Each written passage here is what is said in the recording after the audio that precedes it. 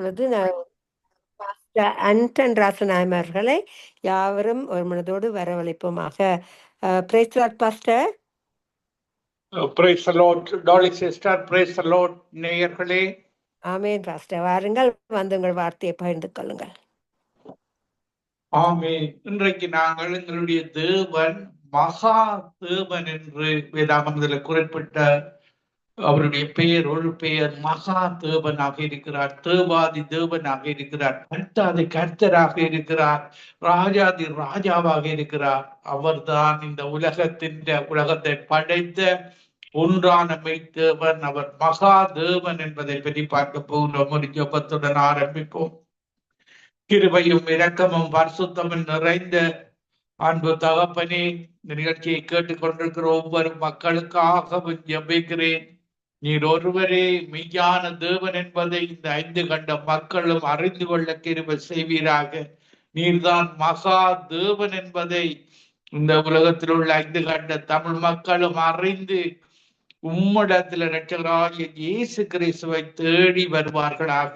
இந்த கடைசி காலத்தில் ஒரு எழுப்புதலை கட்டளையிடும்படியாக மாம்சமான யாவர் மேலும் ஆவியை ஊற்றுவேன் என்று சொன்னீரே, அந்த ஆவி ஊற்றப்பட்ட அந்த மகா தேவனை நோக்கி உலகத்தில் உள்ள ஒவ்வொரு மக்களும் வருவார்களாக.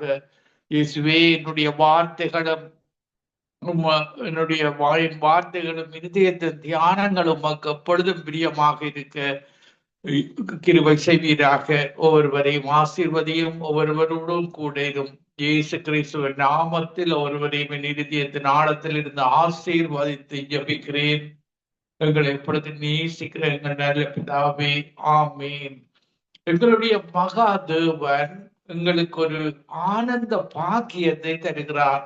தீத்து 2ஆம் அதிகாரம் 13வது வசனம் சொல்லுகிறது, நாம் நம்பி இருக்கிற ஆனந்த பாக்கியத்துக்கும் மகா தேவனும் நமது இரட்சகருமாகிய இயேசு கிறிஸ்துவனுடைய மகிமையின் பிரசன்னமாகுதலுக்கும் எதிர்பார்த்து கொண்டிருக்கும் பண்டிகை நமக்கு போதிக்கிறது. பாருங்கள், இயேசு கிறிஸ்து இந்த உலகத்துல இருக்கும் பொழுது நானே வழியும் சத்தியமும் ஜீவனும் என்று சொன்னார்.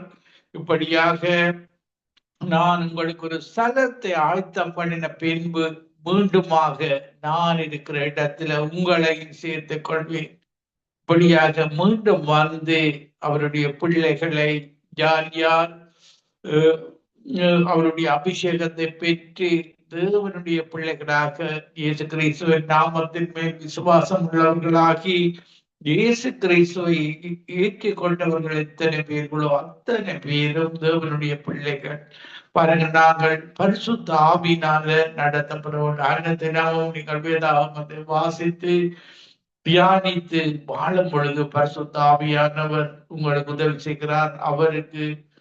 அவர் எங்களை அவரோடு இணைந்திருக்கும் பொழுது பாருங்கள், ஒரு கொடியானது செடியில் இணைந்திருக்கிறது போல நாங்கள் இயேசுவோடு பரிசுத்த ஆவியானவர் மூலமாக இணையும் பொழுது இந்த பரலோகத்திலிருந்து அனுப்பப்பட்ட பரிசுத்த ஆவியானவர் பாவத்தை குறித்தும் நீதியை குறித்தும் நியாய தீர்ப்பை குறித்தும் கண்டித்து உணர்த்தி எங்களை நீதியான பாதையில வாழ செய்கிற தேவன் தான் எங்களுடைய தேவன்.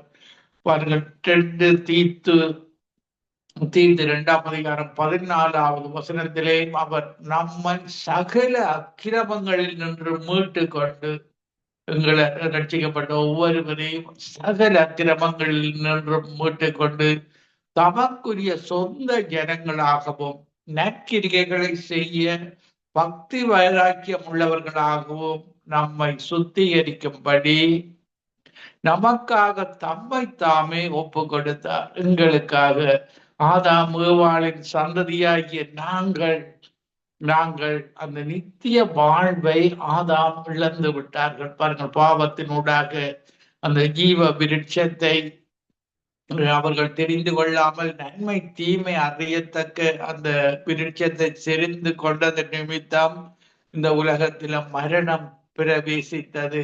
அதற்காகத்தான் இயேசு கிறிஸ்து மனித உருவில வந்து அந்த இழந்து போன அந்த நித்திய வாழ்வை ஆதாம் ஏவாளை முதல் படைத்த பொழுது நித்தியமாக வாழுகிற வாழ்வோடுதான் அவர்களை படைத்தார். அவர்கள் பாவத்தின் விளைவாக மரணம் வந்தது. அந்த மரணத்தை மரணத்தை இம்மரணத்தின் அதிகாரியான சாத்தானையும் மேற்கொள்வதற்காக எங்களுடைய அக்கிரமங்கள் பாவங்களை மன்னிப்பதற்காக இயேசு கிறிஸ்து அந்த சிலுவையில் இரத்தம் சிந்தி மரித்து இன்றைக்கு உயிரோடு இருக்கிற தெய்வம் ஆண்டவராகிய இயேசு கிறிஸ்து மட்டும்தான். அவரை விசுவாசிக்கும் பொழுது அவர் இரத்தத்தினால் எங்களுடைய பாவங்கள் கழுவப்படும் பொழுது எங்களை பரிசுத்தமாக்கி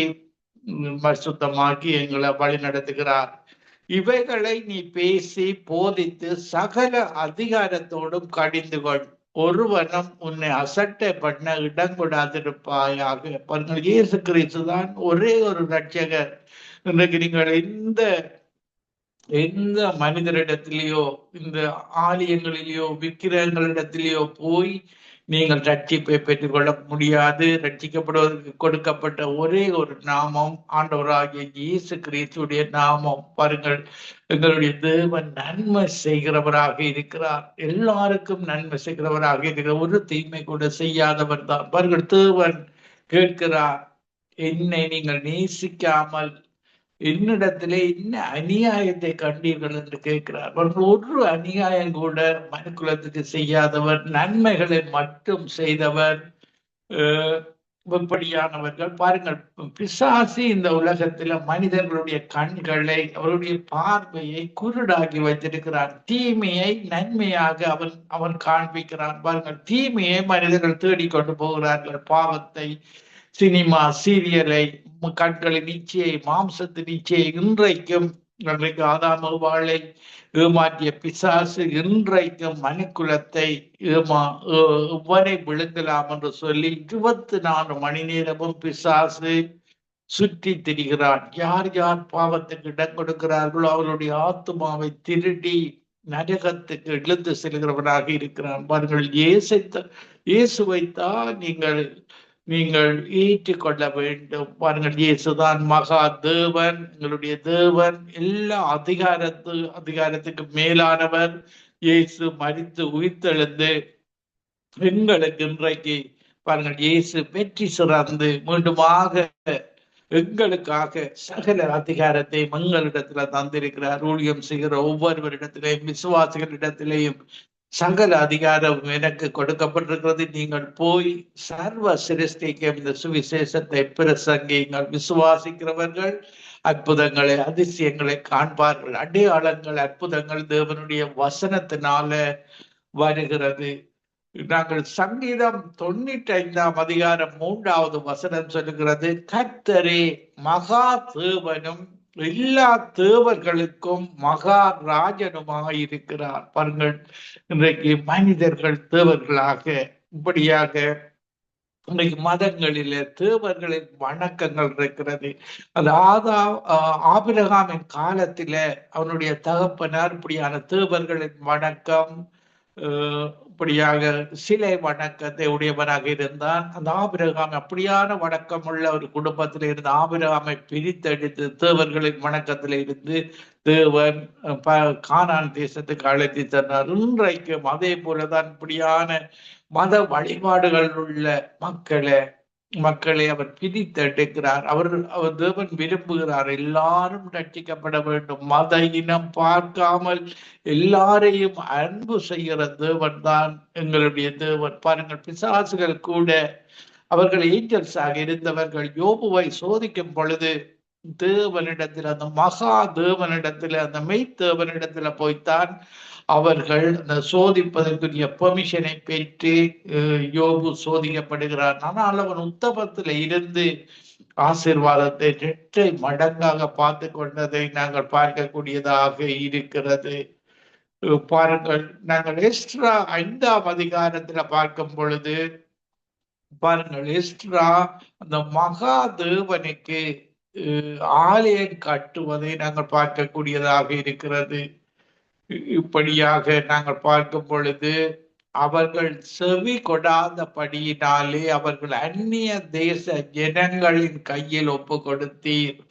ஆகிலும் உம்முடைய மிகுந்த இரக்கங்களின்படியே அவர்களை நிர்மூலமாக்காமலும் அவர்களை கைவிடாமலும் இருந்தீர். நீர் கிருபையும் இரக்கம் உள்ள தேவன். நெகேமியா 9ஆம் அதிகாரம் 32வது வசனத்துல பாருங்கள், எரேமியா சொல்லுகிறான், நீ கிருபையும் இரக்கமுள்ள தேவன், அத்தோடு இப்பொழுதும் உடன்படிக்கையையும் கிருபையையும் காக்கிற வல்லமையும் பயங்கரமுள்ள மகா தேவனாகிய இவர்கள் மகா தேவன் என்று நெகேமியா கண்டு கொண்டதை நாங்கள் பார்க்கக்கூடியதாக இருக்கிறது.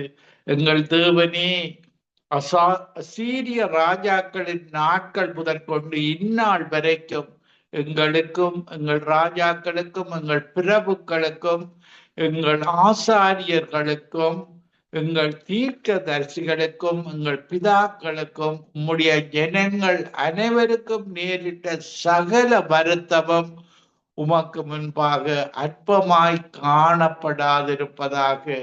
எங்களுக்கு நேரிட பண்ணின எல்லாவற்றிலும் பாருங்கள், தேவன் தவறு செய்யும் பொழுது அந்த தவறை சிக்ஷித்து ஒரு தண்டனை கொடுக்கிறவராக இருக்கிறார். யாராக இருந்தாலும் தப்ப முடியாது. பாருங்கள், தாவீது கூட தேவனுக்கு பிரியமில்லாத காரியங்கள் செய்யும் பொழுது அவன் அந்த தண்டனையை பெற்று கொண்டான்.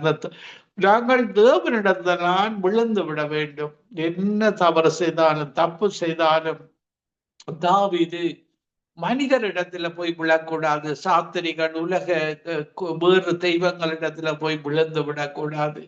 எங்களுடைய ஒன்றால மெய்த்தேவனிடத்துலதான் விழுந்து விட வேண்டும். ஏனென்றால் அந்த தேவன் நெகேமியா 9ஆம் அதிகாரம் 33வது வசனத்துல எங்களுக்கு நேரிட பண்ணின எல்லாவற்றிலும் நீர் நீதியுள்ளவர், நீர் உண்மையாய் நடப்பித்தீர், நாங்களோ ஆகாமியம் பண்ணினோம், நாங்கள் தான் தவறு செய்தோம்.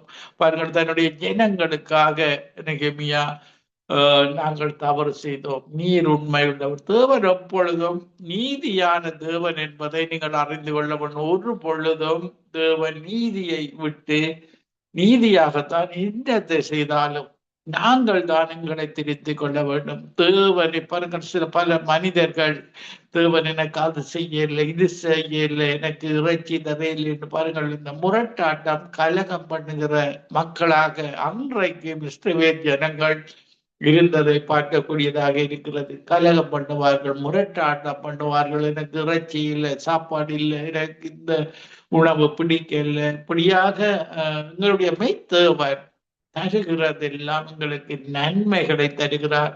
நாங்கள் வசனத்திலே இருந்துதான் எங்களுடைய தேவைகளை சந்தித்துக் கொள்ள வேண்டும். பாருங்கள், துன்மார்க்கர் வழியில் இல்லாமலும் பாவிகள் உட்காரும் இடத்தில் உட்காராமலும் வேதத்தில் பிரியமாயிருக்கிற மனுஷன் பாய்க்குவான். வேதத்துல பிரியமாயிருக்கும் பொழுது இரவும் பகலும் நாங்கள் செய்வதெல்லாம் வாய்க்கும். எதை செய்தாலும் தேவன் அதை வாய்க்கப்படுகிறவராக இருக்கிறார்.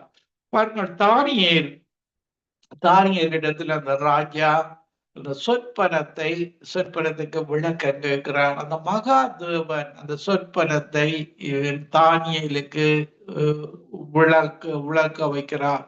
பாருங்கள், தானியேல் 2ஆம் அதிகாரம் 45வது வசனத்துல பார்க்கும் பொழுது, இனிமேல் சம்பவிக்க போகிறதை மகா தேவன் ராஜாவுக்கு தெரிவித்திருக்கிறார். சொற்பனமானது நிச்சயம், அது நத்தம் சத்தியம். பாருங்கள், எங்களுடைய தேவன் மகா தேவன் சத்தியமுள்ள தேவன், தவறாக எதுவும் செய்ய மாட்டார். போய் சொல்ல அவர் ஒரு மனிதன் அல்ல, மனம் மாற அவர் ஒரு மனுதாரரும் அல்ல. சொல்லியும் செய்யாதிருப்பாரோ, வசனத்தும் நிறைவேற்றாதிருப்பாரோ. உங்களுடைய தேவன் சத்தியமுள்ள தேவன். அதற்காக தான் யோவான் 8:32 சொல்லுகிறது, சத்தியத்தை அறியுங்கள், சத்தியம்தான் உங்களை விடுதலையாக்கும். இன்றைக்கு மாயைகளை நம்பி சினிமா சீரியல்களில வாழ்க்கை முழுவதையும் கழித்து விட்டு பாருங்கள், தேவன் எனக்கு அது செய்யவில்லை, இது செய்யவில்லை என்று நீங்கள் சொல்லக்கூடாது. தேவன் எப்பொழுதும் நம்முடைய ஜனத்திற்கு, இந்த உலக மக்களுக்கு நன்மையைத்தான் செய்கிறார். எங்களை நற்கிரியைகள் செய்யும்படியாகத்தான் தேவன் அழைத்திருக்கிறார். எப்படி இயேசு நன்மை செய்கிறவராக சுற்றி திரிந்தார், அதே போல நற்கிரிகைகளை செய்யும்படியாக எங்களை அழைத்திருக்கிறார். இப்படியான தேவன் தான் எங்களுடைய தேவன். பாருங்கள், எங்களுடைய தேவன் ஒரு நாள் இந்த மனம் திரும்பாத மக்களுக்கு இந்த மிருகத்தை, இந்த அந்தி கிறிஸ்துவை வணங்குகிற இந்த அந்தி கிறிஸ்துவுக்கு எல்லாம் ஒரு தண்டனையை கொடுக்கிற தேவனாக இருக்கிறார். பாருங்கள், அந்தி கிறிஸ்து ஒரு முத்திரையை போடுவான். கிறிஸ்து தான் தான் கிறிஸ்து என்று சொல்லி இந்த உலகத்துல ஆளுகை செய்பவன். இந்த மக்கள் எல்லாரிடத்திலேயும் ஒரு அந்தி கிறிஸ்துவன் முத்திரையை போடுவான். அவன் ஒரு நாள் தண்டிக்கப்படுகிறவனாக இருக்கிறான். அவனை பின்பற்றுகிற இந்த சொரூபங்களை வணங்குகிறவர்கள், மிருகத்தை வணங்குகிறவர்கள், அந்த ஒன்றான மெய்த்தேவனை வணங்காதவர்கள் எல்லாரையும் ஒரு நாள் அவர் தண்டிப்பேன் என்று சொல்லி வேதாகமத்தில சொல்லி இருக்கிறார். ஆனால் அவர் அன்புள்ளவர், இரக்கமுள்ளவர், உங்கள் ஒவ்வொருவரையும் அழைக்கிறார். அவர் தாமதிக்கிறார் என்று சொல்லுகிறபடி அவர் வாக்குத்தத்தத்தை குறித்து தாமதமாயிராமல் எல்லாரும் மனம் திரும்ப வேண்டும். இந்த உலகத்தில் உள்ள எல்லா மனிதர்களும், நீங்கள் எந்த மதத்தில் இருக்கலாம், எந்த இடத்துல இருக்கலாம், இந்த கடைசி காலத்துல அந்த ஒன்றான மெய்த்தேவனிடத்துல, அந்த மகா தேவனிடத்துல திரும்பி விட வேண்டும் என்று விரும்புகிறார். பாருங்கள், நாங்கள் ரெவலேஷன் 19ஆம் அதிகாரம் 16வது வசனம் சொல்கிறது, அவர் ராஜாதி ராஜா. இந்த ராஜாக்கள் எல்லாம் இன்றைக்கு உலகத்தில் இருக்கிற ராஜாக்கள் எல்லாத்திற்கும் ராஜாவாக பரலோகத்தில் இருக்கிற தேவன் தான் எங்களுடைய மகாதேவன். கர்த்தாதி கர்த்தா என்னும் நாமம் அவருடைய வஸ்திரத்தின் மேலும் அவருடைய தொடையின் மேலும் எழுதப்பட்டிருக்கிறது. பாருங்கள், ரத்தத்தினால் தோய்க்கப்பட்ட வஸ்திரத்தை அடித்திருந்தார். தேவனுடைய வார்த்தையாக இருக்கிறது. பாருங்கள், சிலுவையில சிந்திய ரத்தத்தோடு ரத்தத்தினுடைய வஸ்திரத்தை அவர் உடுத்தினவராக இருப்பதை நாங்கள் பார்க்கக்கூடியதாக இருக்கிறது. தோமாவுக்கு அவர் தன்னை வெளிப்படுத்தும் பொழுது, என்னுடைய காயங்களை தொட்டு பார் என்று சொல்லி அந்த காயங்களை காண்பிப்பதை நாங்கள் பார்க்கக்கூடியதாக இருக்கிறது. தோமா விசுவாசித்தான். பாருங்கள், கண்டு விசுவாசித்தான். இன்றைக்கு நீங்கள் இயேசுடைய வசனத்தை விசுவாசித்து அதன் மூலமாக அற்புதங்களை பெற்று, அவர் மெய்யான ஒன்றான மெய்த்தேவனுடைய வசனங்கள், இயேசு கிறிஸ்துடைய வசனங்கள் என்பதை நீங்கள் இலகுவாக கண்டுகொள்ளலாம். பின்பு ஒரு தூதன் சூரியனில் நிற்க கண்டேன்.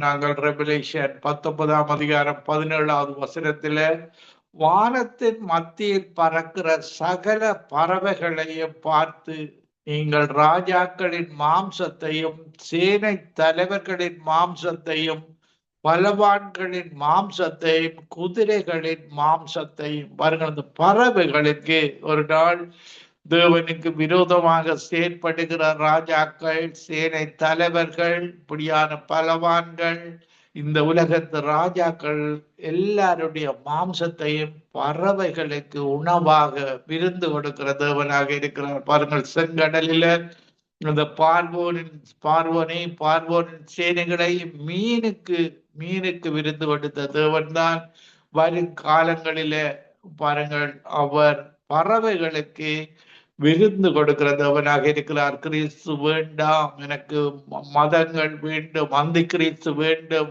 பொய்யான காரியங்கள் எனக்கு வேண்டும் என்று வாழுகிற ஒவ்வொரு மக்களும் மனம் திரும்ப வேண்டும் என்று இயேசு கிறிஸ்து விரும்புகிறார். பாருங்கள், இது மத மாற்றம் அல்ல, மனதை மாற்றிக்கொள்வது. நாங்கள் தீமையான பிசாசு தீமையை தருகிறான். திருடுவது, கொல்லுவது, அழிப்பது, இப்படித்தான் நாங்கள் பிறந்தோம். பிசாசின் குணங்களோடு பிறந்தோம். ஆனால் இயேசு எங்களுக்கு பரலோகத்திலே அனுப்பப்பட்ட பரிசுத்த ஆவியானவர் எங்களை நிரப்பி எங்களை போனகையின் கிறிஸ்டியனாக மீண்டும் பிறந்த இயேசுல பிறந்தவர்களாக எங்களை மாற்றி இருக்கிறார். அவைகளின் மேல் இருக்கிறவர்களின் மாம்சத்தையும் சுயாதீனர், அடிமைகள், சிறியோர், பெரியோர், இவர்கள் எல்லாருடைய மாம்சத்தையும் பட்சிக்கும்படிக்கு மகா தேவன் கொடுக்கும் விருந்துக்கு கூடி வாருங்கள் என்று மிகுந்த சத்தத்தோடு கூப்பிட்டார். பாருங்கள், ரெவலேஷன் 19ஆம் அதிகாரம் 19வது வசனத்திலிருந்து பார்க்கும் பொழுது, பின்பு மிருகமும் பூமியின் ராஜாக்களும் அவர்களுடைய சேனைகளும் குதிரையின் மேல் ஏறி இருக்கிறவரோடும் அவருடைய சேனையோடும் யுத்தம் பண்ணும்படிக்கு கூடி வர கண்டேன். அப்பொழுது மிருகம் பிடிக்கப்பட்டது. பாருங்கள், அந்த அந்தி கிறிஸ்துவின் முத்திரையை முத்திரையை பெற்றிருக்கிறவர்களும் அந்த மிருகம், அந்த முத்திரையை போட்ட மிருகமும் பிடிக்கப்பட்டது. மிருகத்தின் முன்பாக செய்த அற்புதங்களால் அதன் முத்திரையை தரித்தவர்களை அந்த முத்திரையை எடுக்கக்கூடாது. வலது கையில நெற்றியில இந்த அந்த கிறிஸ்து முத்திரையை போடுவார், அதை நாங்கள் எடுக்கக்கூடாது. அப்படியாக தரித்தவர்களை அவருடைய சேனையோடு யுத்தம் பண்ணும்படி கூடி வரும் பொழுது பாருங்கள், எங்களுடைய தேவன் அப்பொழுது மிருகம் பிடிக்கப்பட்டது. மிருகத்தின் முன்பாக செய்த அற்புதங்களால் அதன் முத்திரையை தரித்திருந்தவர்களையும் சொரூபத்தை வணங்கியவர்களை, இன்னைக்கு அந்த விக்கிர ஆராதனை செய்கிறவர்கள் எல்லாரும் அந்த அந்த பேசுற சொரூபமாக இந்த கடைசி காலத்தில அந்த சொரூபம், இன்றைய சொரூபம், இன்றைக்கு நீங்கள் காண்கிற சொருகம் பேசாத கண்ணிருந்தும் பேசாது, காதிருந்தும் கேட்காததாக இருக்கிறது. ஆனால் அந்த அந்த கிறிஸ்து காலத்துல வருகிற அந்த மிருகத்தை வணங்குவார்கள். அந்த மிருகம் பேசுகிற மிருகமாக இருக்கும். அந்த சொருகத்தை வணங்குகிறவர்களையும் மோசம் போக்கின கள்ள தீர்க்கதரிசியும் கூட பிடிக்கப்பட்டார். இப்படியாக சுரூபத்தை வணங்கினவர்கள் அந்த கள்ள தீர்ச்சியை பிடிக்கப்பட்டு இருவரும் கந்தகம் எரிகிற அக்கினி கடலிலே உயிரோடே தள்ளப்பட்டார்கள். பாருங்கள், இப்படித்தான் அவருடைய ஜட்ஜ்மெண்ட் வேதாகமத்தில் எழுதப்பட்டிருக்கிறது. நீங்கள் வேதாகமத்தை அறிந்து கொண்டால்தான், அறிந்து கொண்டு இதுதான் ஜட்ஜ்மெண்ட் ஆக இருக்கிறது. இப்படியாக சுரூபத்தை வணங்குகிறவர்கள், மோசம் போக்கிற கள்ளத்திற்கு அந்த கிறிஸ்து எல்லாரும் கந்தகம் எரிகிற அக்கினி கடலிலே உயிரோடு தள்ளப்பட்டார்கள். பாருங்கள், இப்படியாக ஒரு நித்திய நிந்தியாக இருக்கிறது. இயேசு கிறிஸ்து இடத்துல வரும்பொழுது அது ஒரு நித்திய வாழ்வை உங்களுக்கு தருகிறது. பாருங்கள், மற்றவர்கள் குதிரை மேல் ஏறினவருடைய வாயிலிருந்து புறப்படுகிற பட்டயத்தால் கொல்லப்பட்டார்கள். பாருங்கள், இயேசு கிறிஸ்து வெள்ள குதிரையில வருகிறார், அவருடைய வாயிலிருந்து புறப்படுகிறது பட்டயம், ஆவியின் பட்டயம். பாருங்கள், அக்கினி போல அந்த பட்டயம் போய் பட்டயத்தால் அவர்கள் கொல்லப்படுவார்கள். அவர்களுடைய மாம்சத்தினால் பறவைகள் யாவும் திருப்தி அடைந்தன. பாருங்கள், பறவைகள் எல்லாம் இந்த உலகத்துல நிஜமாக நடக்க போகிற காரியமாக அந்த கிறிஸ்து அந்த மிருகம் பிடிக்கப்படுகிற நேரங்களை நாங்கள் நெருங்கி கொண்டு வருகிறோம். இப்படியாக அக்கினியும் கந்தம் இருக்கிற கடலிலே இயேசு கிறிஸ்துவுடன் வராதவர்கள் தள்ளப்படுவார்கள் என்று வேதாகமம் சொல்லுகிறது. பாருங்கள், இப்படித்தான் தேவன் வேதாகமத்தில் இருக்கிற வசனப்படிதான் இந்த காலங்களில் இன்றைக்கே நீங்கள் இயேசு கிறிஸ்துவிடத்துல மனம் திருப்பி விட வேண்டும். இவை நடைபெறுகிற ரிவலேஷனாக, இனி வெளிப்படுத்தப்பட்ட காரியங்களாக, இனி நடக்க போகிற காரியங்களாக இருக்கிறது. இவற்றிலே இருந்து தப்பி நீங்கள் அந்த நித்திய வாழ்வை பெற்றுக் கொள்ள வேண்டும். இவ்விதமாய் ஜனங்களை பாருங்கள், தாவீது ராஜா ஒரு பாவம் செய்கிறான். பாருங்கள், பாவம் செய்யும் பொழுது ஜனங்களை எண்ணுகிறான். எண்ண சொல்லி அந்த அவருடைய மேஜருக்கு கட்டளை இடுகிறான். பாருங்கள், அப்பொழுது அவனுக்கு தெரிகிறது நான் பாவம் செய்கிறேன் என்று. நாங்கள் 2 சாமுவேல் 24ஆம் அதிகாரம் 10வது வசனத்துல இவ்விதமாய் ஜனங்களை எண்ணின பின்பு ராஜாவின் இருதயம் அவனை வாதித்தது. அப்பொழுது தாவீது கர்த்தரை நோக்கி, நான் இப்படி செய்தது நான் பெரிய பாவம் செய்தேன். இப்படியாக அவன் புத்தியினமாக நடந்ததை அவன் தேவனிடத்தில் சொல்லுகிறான். அப்பொழுது நாங்கள் 2 சாமுவேல் 24ஆம் அதிகாரம் 14வது வசனத்தில், அப்பொழுது தாவீது காத்தை நோக்கி, கொடிய இடுக்கண்ணில் அகப்பட்டிருக்கிறேன், இப்பொழுது நாம் கர்த்தருடைய கையில் விழுவோமாக, அவருடைய இரக்கங்கள் மகா பெரியது. பாருங்கள், இப்படியாக நாங்கள் ஏதாவது தேவனுக்கு விரோதமாக பிசாசுக்கு இடம் கொடுத்து விட்டால் நாங்கள் மீண்டும் தேவனுடைய தண்டனையை பெற்றுக்கொள்ள வேண்டும். அது எங்களுக்கு நல்லது. நீர் என்னை சிக்ஷித்து என்னை உம்முடைய பாதையில வழி நடத்தும். நீர் நீதியுள்ள தேவன். ரட்சிக்கப்பட்ட மக்கள் கூட தவறு செய்யும் பொழுது தேவன் சிக்ஷித்து அவர்கள் மனம் திருப்பி அவரிடத்தில் நான் இப்படியான உணராமல் உம்முடைய வசனத்துக்கு கீழ்ப்படியாமல் இந்த சின்ன சிறிய தவறை செய்து விட்டேன் என்று சொல்லி அவரிடத்தை தான் விழுந்து விட வேண்டும். கர்த்தருடைய கையில தான் விழ வேண்டும்.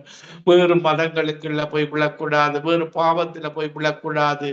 இப்படியான தேவன் தான் எங்களுடைய தேவன். இப்படியாக தாவீது கர்த்தருக்கு ஒரு பலிபீடத்தை கட்டி கட்டி கட்டி அவன் அந்த அந்த தண்டனையில இருந்து குறைந்த தண்டனையோடு தேவன் அவனை பாதுகாத்ததை நாங்கள் பார்க்கக்கூடியதாக இருக்குது. என்ன நடந்தாலும் நாங்கள் அந்த மகா தேவனிடத்துல ஒன்றான தேவனிடத்துல விழுந்து விட வேண்டும். நாங்கள் ஒரு பாடலை பாடி நான் உங்களுக்காக ஜெபிக்கிறேன்.